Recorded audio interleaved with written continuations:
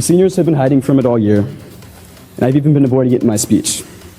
But now it's time to face the truth. The manhunt for the gunman who killed UnitedHealthcare CEO Brian Thompson has also spread to Connecticut and New Jersey. A person of interest is now in custody in connection with the murder of UnitedHealthcare CEO in New York City. 26-year-old Luigi Mangione was taken into custody after police got a tip. He was arrested at this McDonald's in Altoona, Pennsylvania. Investigators say an employee recognized him and called police. What if I told you that all of Luigi Mangione's family wealth came from the healthcare industry? And now, he's the prime suspect in the shocking murder of UnitedHealth CEO Brian Thompson. You've probably seen this story everywhere, from news channels to even memes on Instagram. The name Luigi Mangione is all over the headlines. This 25-year-old Ivy League grad, described as a tech genius, was arrested in what can only be called the most ironic place, a McDonald's. While he sat there eating, the staff tipped off the police that a very suspicious man, who looked like the suspect photo police had released earlier, was at the McDonald's enjoying a meal like nothing had happened. And here's where it gets weirder. When they arrested him, Luigi was carrying a weapon similar to the one used in the murder, a silencer, fake IDs, a 2-page manifesto criticizing the healthcare system, and cash, $8,000 in foreign currency. This wasn't a random crime. Luigi planned it. He even scheduled a YouTube video to go live after his arrest, saying, "If you're watching this, I'm already in custody." There are two main theories about Luigi's motives. Revenge. Luigi's manifesto and family history suggest he saw Brian Thompson as the face of a system that had destroyed his mother's life. Family wealth. Some believe Luigi wanted to expose the hypocrisy of his own family's healthcare empire and the numerous malpractice lawsuits that made them just as guilty as UnitedHealth in his eyes. And to find out which one is correct, we first need to understand who is Luigi Mangione and what led him down this path. On paper, Luigi Mangione was the last person you'd suspect of a crime like this. He was the valedictorian at Gilman School in Baltimore in 2016, an elite prep school where tuition runs as high as $39,000 a year. He then went on to earn both a bachelor's and master's degree in computer science from the University of Pennsylvania.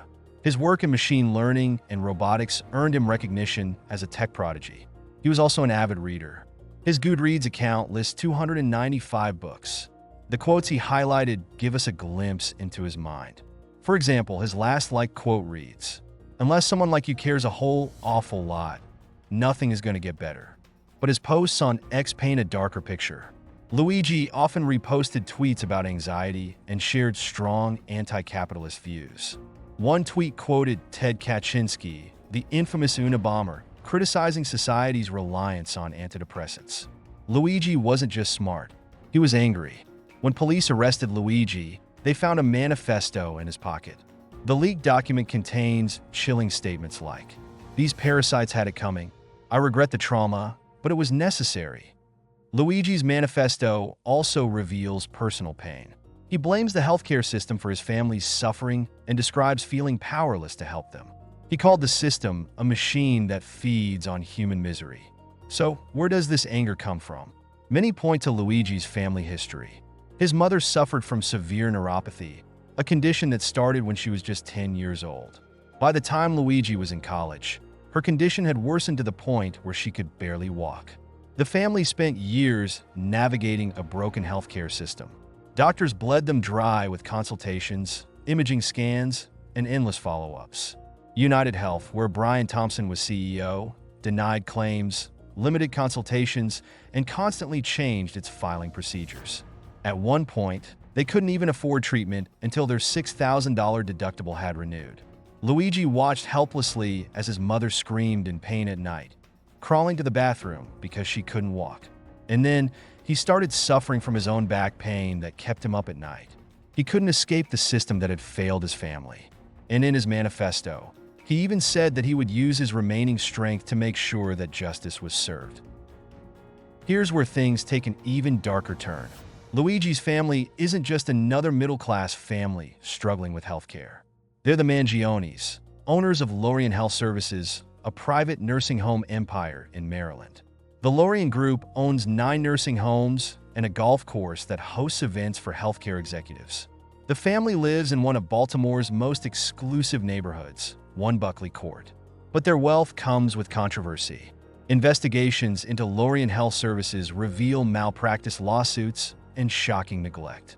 At one facility, 85% of low-risk residents lost bladder or bowel control, compared to a national average of 40%. This means that patients were not taken to the bathroom on time and were mostly left to their own devices. That's neglect on a massive scale. Luigi owns 10% of the business, as do his 9 siblings. But after the incident, the company tried to distance itself from the scandal. Their website changed overnight, scrubbing mentions of Luigi's parents as the founders.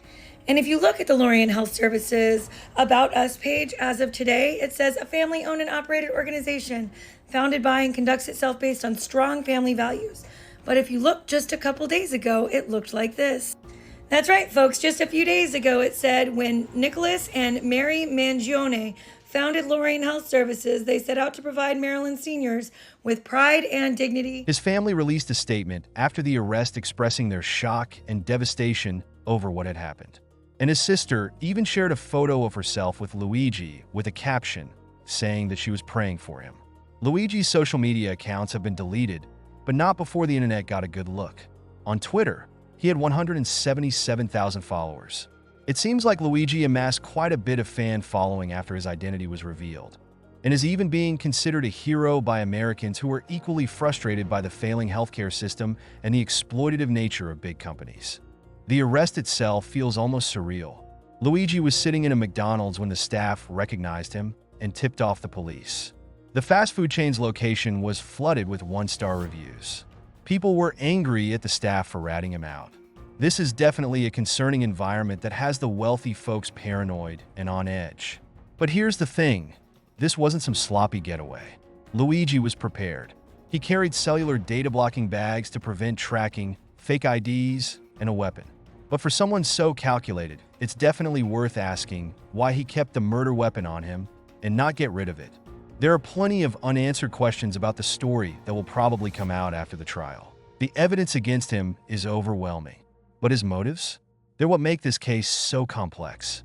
Was he a victim, pushed to the edge by a broken system? Or was this cold-blooded murder? Don't forget to like, subscribe, and hit the bell so you don't miss our next deep dive.